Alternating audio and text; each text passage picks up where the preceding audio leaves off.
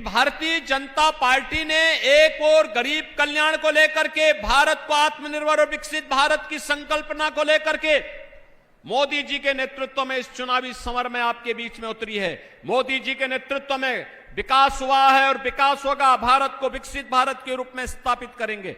लेकिन दूसरी तरफ इंडी गठबंधन क्या कहता है, कांग्रेस और सपा का गठबंधन क्या कहता है? वो कहता है कि वह पिछड़ी जाति के लोगों को मिलने वाले आरक्षण को काट करके अल्पसंख्यकों को दे देगा। वह कहता है अनुसूचित जाति के लोगों को मिलने वाले आरक्षण में से कुछ हिस्सा काट करके वह अल्पसंख्यकों को बांट देगा।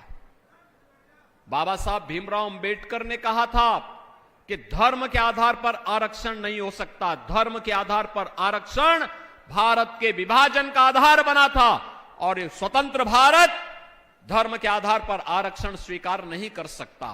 फिर कांग्रेस और सपा के लोग क्या चाहते हैं? क्या देश का फिर से विभाजन चाहते हैं? ये लोग किस आधार पर लड़ाने का कार्य कर रहे हैं? कहते हैं जातीय जनगणना करेंगे। क्यों करेंगे? इसलिए करेंगे जिससे पहले जातीय जनगणना करके अलग अलग जातियों को अलग अलग समूह बनाएंगे, फिर इन जातियों को आपस में लड़ाएंगे और फिर लड़ाने के बाद कहेंगे कि देखो तुम्हारी तो लड़ाई आपस में इतनी ज्यादा है कि तुम सुलझ नहीं पाएगी।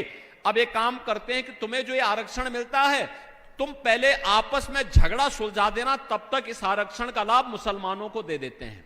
ये करने वाली है कांग्रेस और सपा का गठबंधन। ऐसे ही अनुसूचित जाति के लोगों के, अनुसूचित जनजाति के लोगों के अधिकारों पे भी ये सेंध लगाएंगे और भारतीय जनता पार्टी मोदी जी के नेतृत्व में इसको स्वीकार नहीं करेगी, हरगिज स्वीकार नहीं करेगी। हमारी पिछड़ी जाति के, अनुसूचित जाति और जनजाति के लोगों को मिलने वाले आरक्षण में सेंध किसी भी प्रकार से और किसी भी दल को नहीं लगाने दिया जाएगा।